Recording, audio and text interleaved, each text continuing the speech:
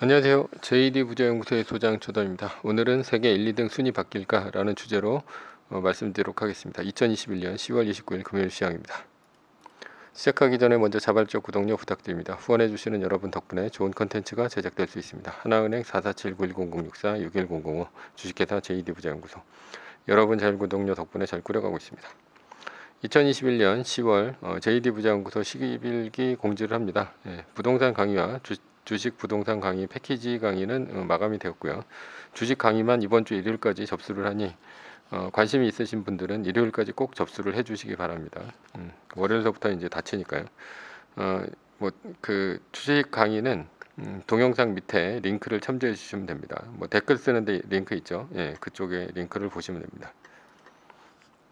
뉴욕 마켓워치 22 정책 유지, 3분기 GDP 부진, 주가 올라가고 채권 달러 떨어졌다라는 기사가 있는데요. 어제 나스닥은 1.39%, S&P 500 지수는 0.98%, 다우존스 지수는 0.68% 상승해서 끝이 났습니다. 분위기는 아주 좋았습니다. 초반 분위기는 아주 좋았으나 장이 끝나고 애플과 아마존의 실적 발표 후 시간 외에서 하락하고 있습니다. 메인 이슈입니다. 세계 1등, 2등 순위 바뀔까? 어제 시장은 전반적으로 분위기가 좋았습니다. 조 바이든 대통령이 수정된 사회복지 지출안을 이제 1조 7,500억 달러로 이제 되면서 달러가 약세가 되는 것을 이제 막는 조치를 했죠. 게다가 법인세 증세는 없다라고 했으니 앞으로 이제 법인세 증세 때문에 빅테크가 고통받을 일은 없어졌습니다. 증시의 호재죠. ECB는 이날 기준금리를 동결하고 팬데믹 긴급 매입 자금 프로그램을 매입 속도를 그 기존대로 유지하기로 했다. 그러니까 한마디로 지금 슈퍼 비둘기라는 얘기고요. 크리스틴 라가르드 ECB 총재는 기자회견에서 인플레이션과 관련해 더 높은 인플레이션 기간이 당초 예상했던 것보다 더 오래 지속될 것이다. 이렇게 얘기를 했습니다. 캐나다와 다르게 ECB 총재 라가르드는 인플레이션을 용인하겠다라는 시장 친화적인 발언을 했죠. 왜냐하면 2008년 금융위기 이후 미국보다 먼저 금리를 올렸다가 유럽이요. 글로벌 핫머니가 유럽의 채권 시장으로 몰리면서 유로화 강세가 되었습니다. 따라서 유럽은 가뜩이나 경기가 안 좋은데 유로화 강세까지 되니 수출도 안 되고 완전히 망가졌던 것이죠. 게다가 이제 피그스 국가들이 연쇄적으로 이제 거의 디폴트 수준까지 가니까 유럽은 이래서는 안 되겠다라는 이제 생각이 들었었죠.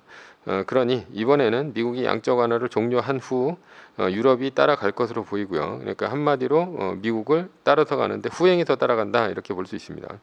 금리도 연준이 올린 후 뒤따라서 갈 것으로 보입니다. 결국 미국보다 유로화 강세가 되지 말아야겠다. 그러니까 이런 강한 의지를 이제 드러낸 것이 아닌가라고 보이고요. 유럽의 이런 분위기는 달러 강세를 의미합니다. 따라서 달러 인덱스는 약간 상승 중입니다. 일단은 증시와 기업에는 호재임에 틀림없습니다. 올해 3분기 미국 경제 성장률은 예상치를 밑돌았다라고 하는데요. 연율 대비 2.0% 증가한 것이다라는 것인데 2.0%가 아주 좋은 것은 아니지만 나쁜 것은 아닙니다. 0%대가 나오면 어쩌나 이런 씨름을 했었는데 걱정을 덜었죠. 그러니까 이것도 이제 좋은 일이다 증시에. 이 외에도 이란과 협상이 진행되면서 유가가 85달러를 찍고 82달러까지 내려오면서 안정되었죠.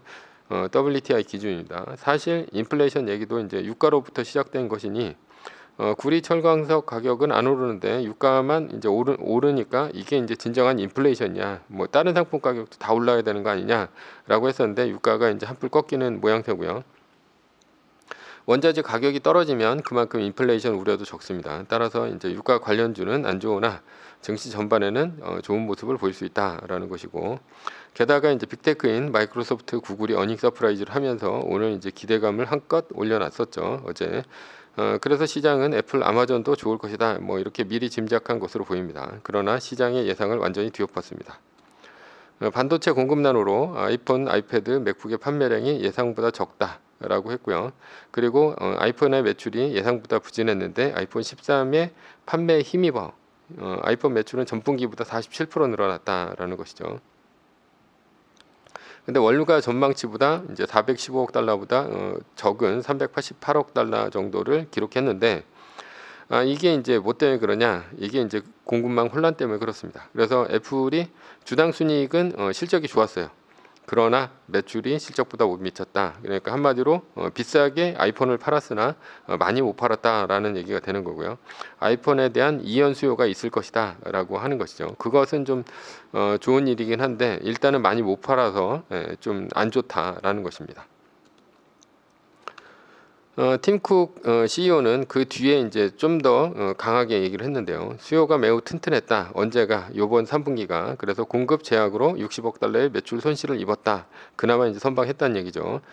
그런데 문제는 3분기가 아니라 4분기가 실적이 더 안 좋다라고 이제 예상을 하면서 더 많이 떨어졌습니다. 그래서 실적 발표 후 애플은 5% 넘게 떨어졌는데요. 그러나 이제 차츰 회복되면서 애플은 시간 외에서 3.53%까지 회복을 했습니다. 아마존은 주당 순이익, 매출 모두 실적 모두 안 좋다고 하면서 이제 쇼크가 났습니다. 이유는 이제 공급망 혼란 때문인데 아마존 같은 경우도 AWS가 좋으면서 좀 시간 내에서는 5%까지 떨어졌다가 한 4% 정도로 좀 선방하고 있는 것 같아요. 마이크로소프트, 구글과 같은 공급망 혼란에서 벗어난 주식, 이런 주식들은 어닝 서프라이즈를 했으나 개인정보 이슈인 SNS 업체 그리고 공급망 혼란에 애플이나 아마존은 어닝 쇼크가 났습니다.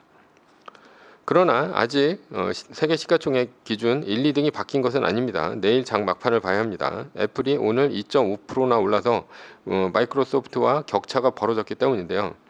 애플은 현재 2조 5천억 달러 정도, 2조 5천억 220억 달러 정도가 되고요. 마이크로소프트는 2조 4천억 3,500억 달러 이 정도가 되는 것이죠. 그래서 차이가 지금 수익률로는 한 3.44% 정도 차이가 납니다.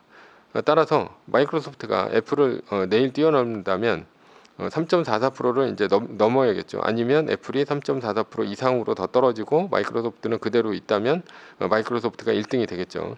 1, 2등 주식을 정확히 알아보는 것은 증권사의 HTS나 MTS를 보시는 게 제일 정확합니다. investing.com 이런 거는 부정확해요. 그러니까 실시간으로 나오는 것도 아니고 그래서 실시간으로 제공되는 그 증권사 그 앱을 보다가 만약에 종가 기준으로 이제 확실하게 마이크로소프트가 이긴다면 애플의 50%를 팔고 지금 50%를 마이크로소프트를 사면서 반반 가져갑니다. 그러나 바뀌지 않는다면 애플은 그냥 두면 됩니다. 그렇다면 그러니까 1, 2등이 만약에 바뀐다면 어떻게 해야 되냐라고 했을 때 첫 번째 해야 할 일은 2등으로 떨어진 애플을 50% 팔고 마이크로소프트를 50% 사야 합니다. 그래서 50대 50으로 갖고 가야 되는 것이죠. 두 번째, 만약에 애플이 2.5% 이상 떨어진다면 10% 리밸런싱을 해야 됩니다. 그러니까 지금 정고점이 어제가 되겠죠.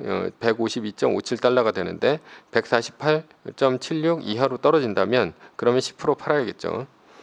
요 표를 이제 잘 기억을 해 두시고요. 자, 그러면 이럴 경우 이제 세 가지 정도의 경우의 수가 나오는데요. 첫 번째, 애플이 2.5% 이상 빠지면서 세계 1등을 지켰을 때, 그럴 때는 이제 애플만 10% 매도하면 됩니다. 애플이 2.5% 이상 빠지면서 두 번째는 세계 1등, 2등이 바뀌었을 때 그때는 애플 55%를 매도해요. 50%가 아니고요. 그리고 마이크로소프트를 50%를 매수합니다. 그리고 달러 비중을 5%를 갖고 갑니다. 왜냐하면 2.5% 애플이 빠졌으니 애플의 비중이 10%를 매도해야 하기 때문입니다. 이게 리밸런싱이죠. 그리고 세 번째는 애플이 2.5% 이하로 빠지면서 세계 1등을 지켰을 때 이때는 이제 아무것도 할 일이 없습니다. 세계 시가총액 1, 2등이 바뀐다면 당분간 50대 50으로 가져가다가 2등과 1등의 시가총액에서 10% 이상 차이가 나면 그때는 2등 지분 50%를 전량 매도를 하고 그리고 매도한 50%를 갖고 1등 주식을 100% 이제 그 50%를 더 사면서 100%를 갖고 가면 됩니다. 결론입니다. 시장은 올바르게 우리에게 지침을 줍니다. 세계 1등 주식이 아니라면 가차없이 1등의 자리에서 밀어버립니다. 내 머리와 뜨거운 가슴은 필요가 없습니다. 매뉴얼을 따르면 됩니다. 선입견과 고집이 없을수록 주식에서 성공할 확률이 높습니다. 매뉴얼입니다. 세계 1등 주식은 전고점 대비 2.5% 떨어질 때마다 10%씩 팔면서 리밸런싱을 하다가 나스닥 마이너스 3%가 뜨면 말뚝을 박는 것이다.